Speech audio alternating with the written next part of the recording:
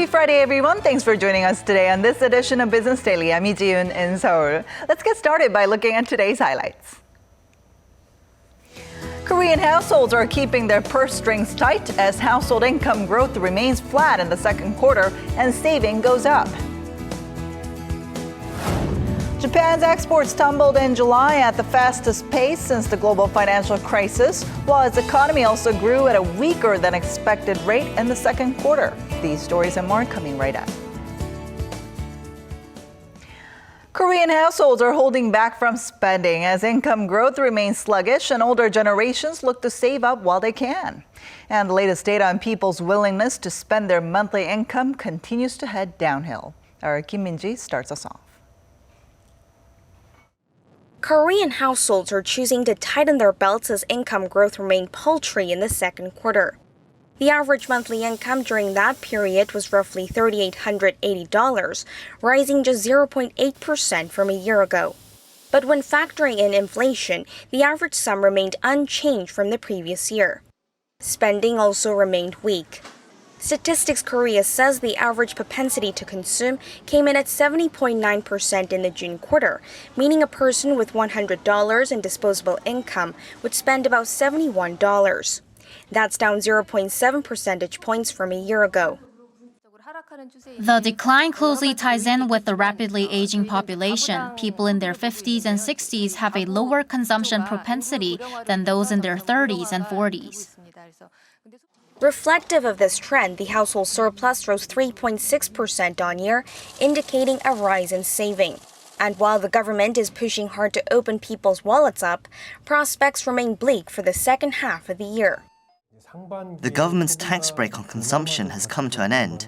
On top of that, the country's household debt is growing at a faster pace than household income, which will crimp spending power. The government's ongoing corporate restructuring drive will also hurt spending in regions where those industries are concentrated. Even in the long run, driving up consumption looks more than challenging. Experts say the government needs to come up with measures to boost quality jobs for the general public, as well as implement policies to support the elderly population, such as reducing healthcare expenses and housing fees to encourage more spending. Kim Min-ji, Business Daily. Korea's producer prices dipped for the first time in 4 months in July. The Bank of Korea says the prices fell an estimated 0.1% last month from June. The drop comes mainly on the back of a decline in global oil prices, with Dubai crude, Korea's benchmark, falling over 8% on month. Utility prices fell 2% during the same period, and prices of manufactured products fell 0.1% from the month before, while those of agricultural and fisheries goods gained 0.6%. When compared to a year earlier, producer prices were down 2.4% last month. Samsung Electronics' much-anticipated Galaxy Note 7 has hit the shelves on Friday in 10 countries around the world, including Korea and the U.S. The launch contributed to a further surge in Samsung share prices, which posted a record high of over 1.67 million won, or roughly $1,500 a share on Friday. Now, that's up roughly 2.13% from the previous record on Thursday. The rally is said to have been driven by better-than-expected market response for its new phablet, which garnered 400,000 units in pre-order sales just here in Korea. Now, experts say expectations are high for another Samsung market rally in the latter half of this year on the back of improved performance from its semiconductor and display divisions. This is after the tech giant logged its biggest quarterly profit in more than 2 years in the second quarter.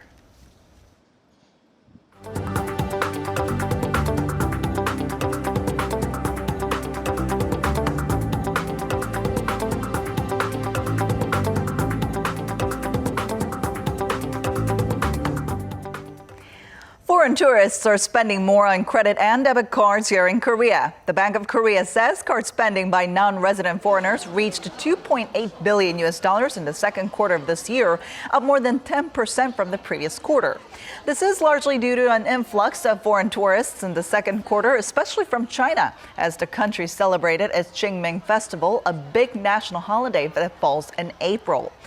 The number of foreign tourists who came to Korea in the second quarter increased by about 35% compared to the previous quarter. Koreans' overseas card spending in the same period rose by 5% to about $3.4 billion.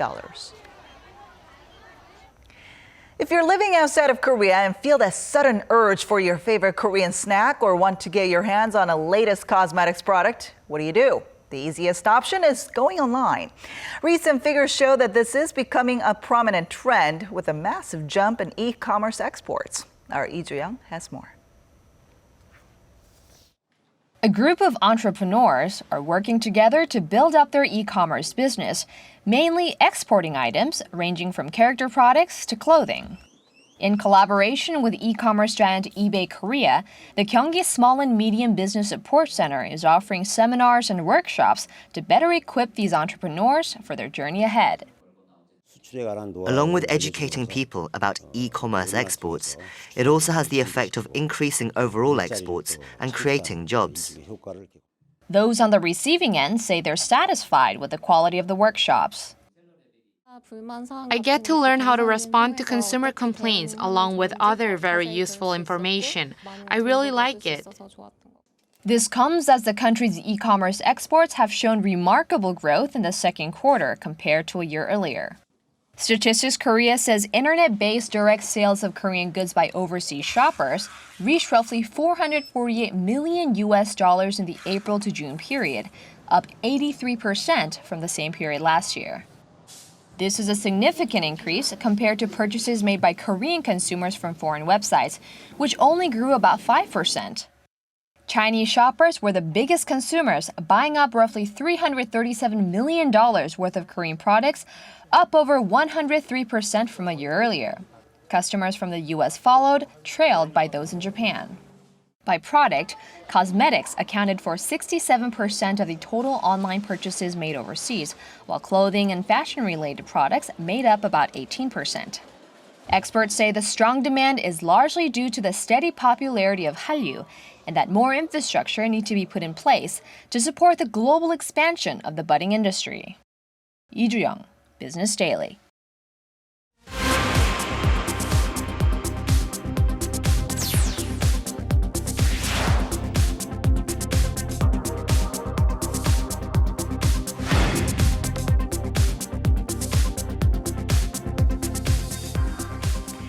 The Japanese economy has taken a beating this week. Its second quarter growth did not impress as exporters saw their outbound shipments tumble the most since the global financial crisis. And our Eunice Kim joins us in the studio today with the details. Hi, Eunice. Happy Friday. All right, so we know the trade picture has been quite difficult, but this was worse than what analysts had expected. Right, so export figures were more or less along expectations, but it was the import figures that really disappointed, dropping nearly 25%. Now, although Japan did see tourists flocking from Korea and China in July, it was not enough to offset the teetering trade that cut into second quarter GDP. Take a look. The start of the third quarter kicked off with the 10th month-to-month fall for Japanese exporters, this time at the fastest pace since the global financial crisis of 2009. 14% year-over-year, driven by declines in cars, steel, and ships.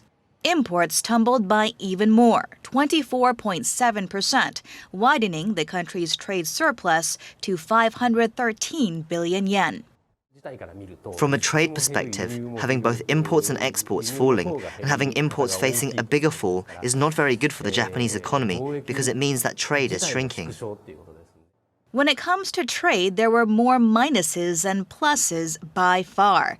The biggest decline came from Japan's number one trade partner, China, to which outbound shipments dropped by 12.7%, while its import contracted by nearly double pace of 21.7%. Trade to Korea, the U.S., and EU nations all saw a decline. Among the few growth areas were shipments bound for Iran, free of global sanctions. The teetering trade shaved 0.3 percentage points off second quarter GDP growth, which came in weaker than expected on Tuesday. It significantly slowed from the first quarter's 2% at an annualized rate of just 0.2%. At 2 points this week, the Japanese currency briefly crossed below the psychologically important 100 yen mark to the greenback. It would revisit that threshold on Thursday, affected by the frustrating trade data against the backdrop of a re-emerging possibility of a U.S. Fed September rate hike. If the trade surplus keeps widening, it'll trigger a stronger yen, which is something we need to be cautious of. In fact, the yen has already gained more than 20% against the U.S. dollar this year. In the face of global headwinds that just won't let up, the Bank of Japan has promised a comprehensive review of its monetary policies next month, including negative interest rates. But more will likely be needed to support exporters already grappling with a low global business sentiment. We're seeing a lot of similarities with the Korean economy in that report. But after that last BOJ meeting, we saw efforts to coordinate monetary and fiscal policy. And now we're hearing that Japan is looking to scrap a tax law to encourage more women to enter the workforce. Right. Japan, of course, has been outpacing Korea in terms of its aging population, growing at a faster rate than the younger generation, leading to low unemployment and more open jobs, but also not enough workers. So in line with Prime Minister Shinzo Abe's so-called womenomics, Bloomberg reports Tokyo is reconsidering a current tax break offered to couples in which one of the two, usually the woman, earns less than $10,000 a year. Now, it's been a very popular incentive. It's been claimed by 15 million people this past fiscal year, but it is also an arrangement that was created 55 years ago, back in 1961, very different times. So the revision is reportedly being discussed ahead of a government tax panel in September with the hopes of getting more women to engage more in the workplace. But of course, one of the keys to Abenomics is monetary policy. So any hints as to what we can expect in the next month? Well, in my report at the end of it, I did mention the comprehensive review that the Bank of Japan promised of its monetary policies coming up in September. And this week, we also heard about the split in opinion over in the U.S., the FOMC, as revealed in the meeting minutes. So central bankers in this climate of protracted low growth that really brought on the negative interest rate experiment look to be considering whether the core assumptions themselves need to be reevaluated. And as for Japan, an advisor to Prime Minister Abe, Etsuro Honda, told the Wall Street Journal recently that he sees additional monetary policy easing over tightening. He said more needed to be done to infuse confidence in reaching the 2% inflation target, including a further increase of its stock fund purchases, which the bank, of course, nearly doubled in its July meeting.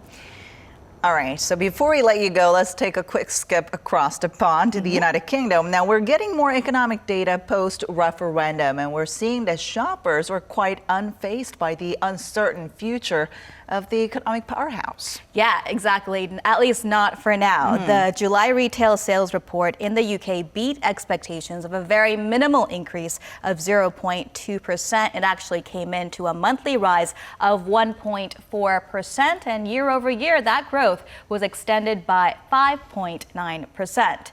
Britain's Office for National Statistics told the BBC better weather could be a major factor, though shoppers, especially those visiting from abroad, were likely encouraged to take advantage of the much weaker pound following the Brexit decision.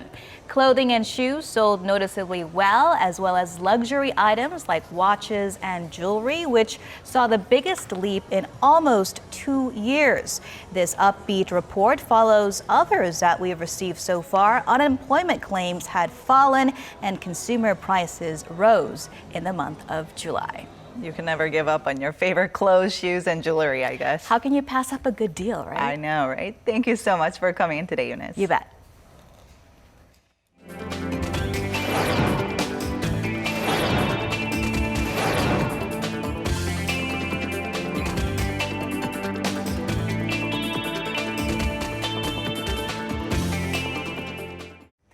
And that does it for today and this week. But we'll be back next week with more at the same time, same place for your Business Daily. So don't forget to tune in then. Thanks for watching and goodbye.